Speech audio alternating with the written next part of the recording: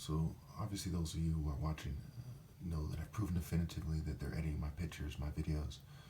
They're viewing me, poisoning me, changing my voice, 20 witnesses, and so on and so forth. Okay, now let's connect the Klan to the Democratic Party, the current LGBT movement, the Republicans, the conservative movements, the feminist movement, etc.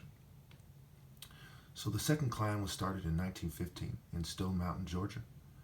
It grew after 1920 and is said to have flourished nationwide in the mid-1920s. It took inspiration from A Birth of a Nation by D.W. Griffith, and used the popular fraternity organization structure.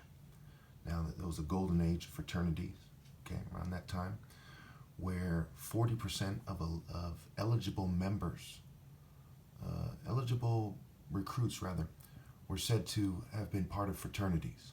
Okay, there's all kinds of fraternities, the Odd Fellows, the Masons, a bunch of weirdos, and these guys would do hazing.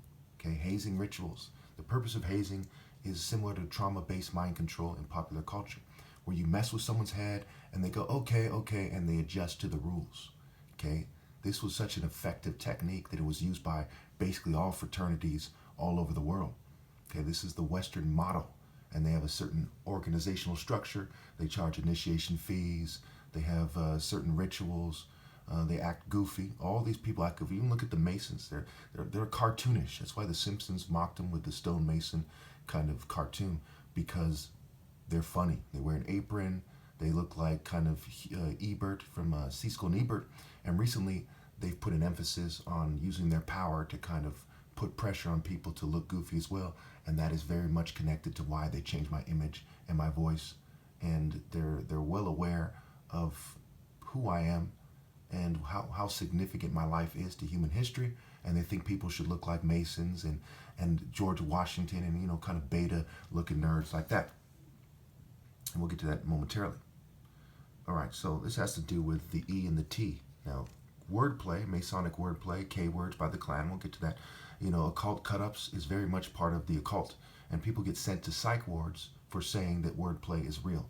That is a total abomination, a total disgrace, a total abuse of power, and they even define mental illnesses on record at times with people thinking that there's hidden code in words. But that's exactly what these organizations on record did. And there's plenty of literature and valid sources that record this activity, as well as testimony from their own members at times in newspapers and so on and so forth. All right. So the nerd, the teacher, because of the E and the T, the E in Sumerian, right, is said to be temple, and the T is a feminine suffix. Now, even if mainstream historians got this wrong, mainstream archaeologists, what have you, mainstream scientists, it's still used by the fraternity structure and has been used that way for quite a long time. So regardless of when they said that it is that, it could have been them lying and saying, you know, that we did this kind of archaeological dig and this is what we found and this is what it means. Okay, one way or another, this historically was part of the Masonic structure. The E is the Sumerian temple. They're kind of betas. They're not African warriors. Okay, the Mesopotamian guys, they're not the same as Shaka Zulu in them. And the T is the feminine suffix. However, because of trade routes and battles, they were well aware of Shaka Zulu in them. Even the Bible records that Cush was a mighty warrior before the Lord. Ham begot Cush, Cush begot Nimrod. It's because they had African kind of Michael Jordan, Shaka Zulu features like me, tall and warrior-like. So these other people said they couldn't compete with them. They had to wait till they had armor. They used poison arrows and so on and so forth. And that's what that is about. The T is the feminine suffix. It's a bitch move, as they say. Okay. And so, you know, in order to keep their enemies from firing back at them with poison arrows, they had the armor and they'd fire with poison. This is how they colonized Egypt. The Hyksos went as far as to use chariots as well. Okay, these guys were bitches compared to the Egyptians, the Cushites, according to their own history. Excuse my French. I'm not trying to insult anybody in this video, but this is the facts. This is part of the fraternity view, we'll say. We'll say the fraternity views it that way, where the E is the temple, the T is the feminine suffix, and they're too sissy to compete with the Zulu-like warriors from the greater Kush area, which extends into West Africa and into South Africa in terms of tribal continuity for nothing else, okay, and genetic continuity and so on and so forth. Anyway, So the Klan, so again, it's the teachers, the military, the cop, the nerds, the corporate guys, the business suits. These are all, they're shady, they're nutty, they're sissy, they're fatty, they're goofy, they're silly, okay? They're nerdy, they're dorky, geeky, right? All these E words, for whatever reason, are connected to this Masonic wordplay. So this was rooted in Protestant communities. You see Protestants going on and on about Catholics. Well, this is the continuity of the Klan, and everyone knows it, who's in a secret society or frat, complaining about the Catholics, the blacks, right, the white nationalist organizations. These are like far right white supremacists, where the average frat and the mainstream Protestant movements are just kind of mild white supremacists in a broader sense, if you will, but white supremacists nonetheless. How do they insist you worship God? Their way. They often use the false image of Christ. There's all kinds of things that prove that point. The white denial, white guilt, it very much is aimed at Protestants, white Anglo-Saxon Protestants called WASPs, right-wingers, okay, especially, but it includes all white people, okay. So they were opposed to Catholics, Jews, and Eastern European immigrants. They were pro-prohibition. They used initiation fees and K words, cross burnings, mass parades. Now this is where gang stalking, they call it mobbing. This is textbook fraternal organization stuff. When you see a cross burning, we don't say, hey, go take your medicine. Okay, that's fucking stupid. You're supposed to do a hate crime investigation. So it is with mobbing. This is textbook. Again, to all law enforcement, mental health people watching, I don't respect you for playing stupid about this. This is textbook Klan activity. These people are textbook evolution of Klan. There's a first Klan, there's a second Klan, there's a third Klan. They're the fourth Klan, if you will, the greater fourth Klan, and they're using police and mental health and the judiciary system, the judicial system, as they historically did to oppress politics, etc. This is a complete disgrace, and I do not think anyone should be proud to be an American when we consider how widespread it is. This is the second coming of the golden age of fraternities, if you will, or simply the continuity of the golden age of fraternities. And they're using their secret codes, their K words. So what are an example of K words?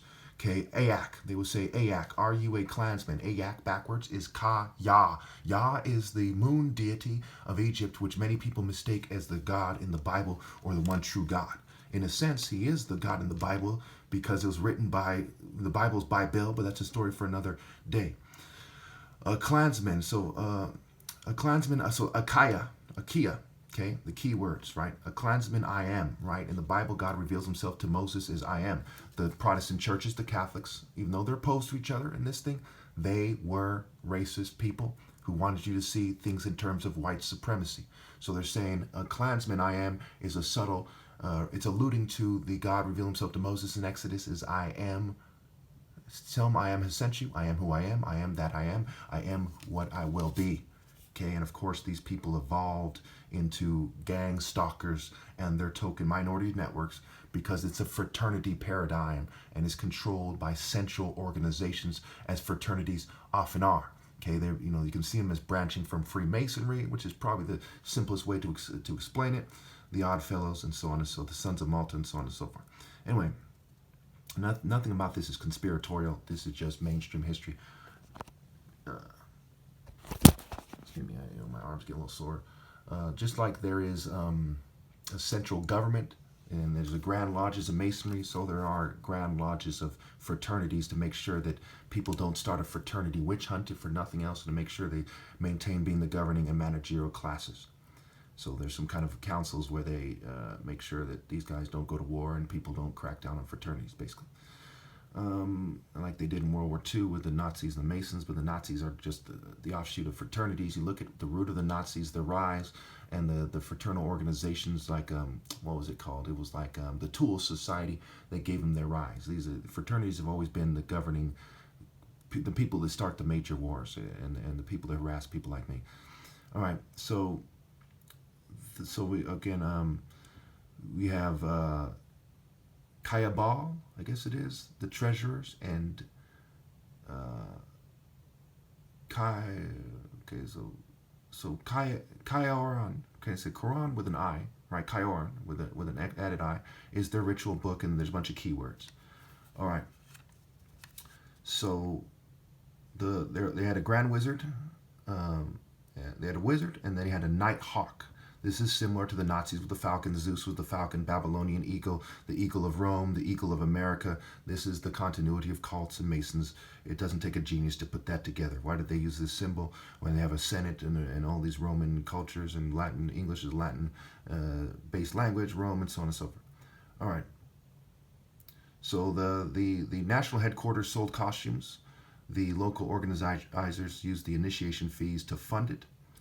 Okay, these people believed in 100% Americanism, as they call it. So, their patriot movement, really is rooted in the Klan, and they pitted urban against rural.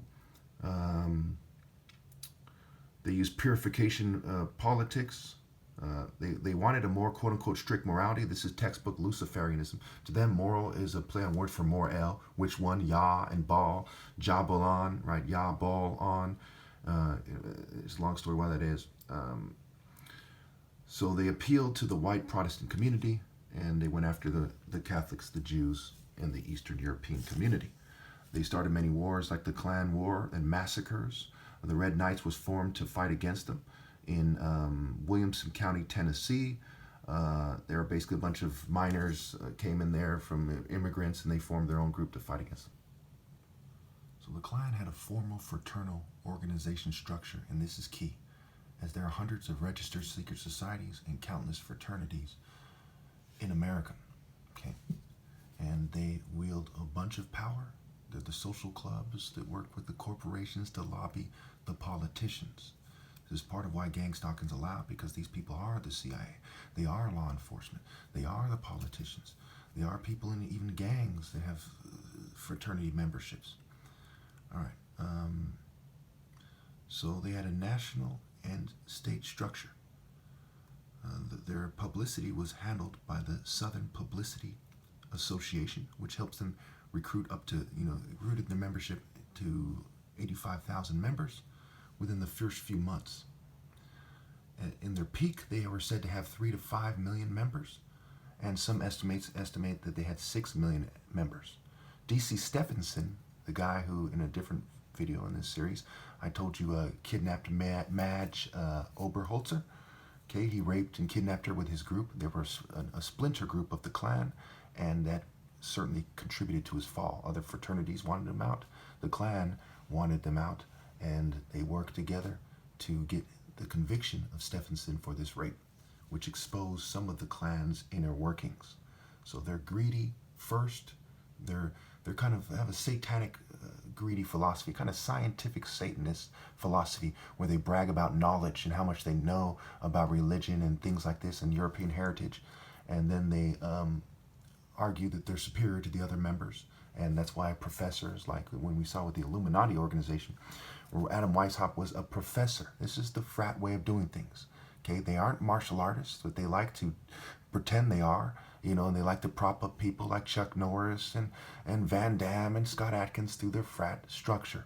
Okay, I'm not saying the Klan propped them up, but certainly fraternal organizations, social clubs, and corporate networks have. Thank you.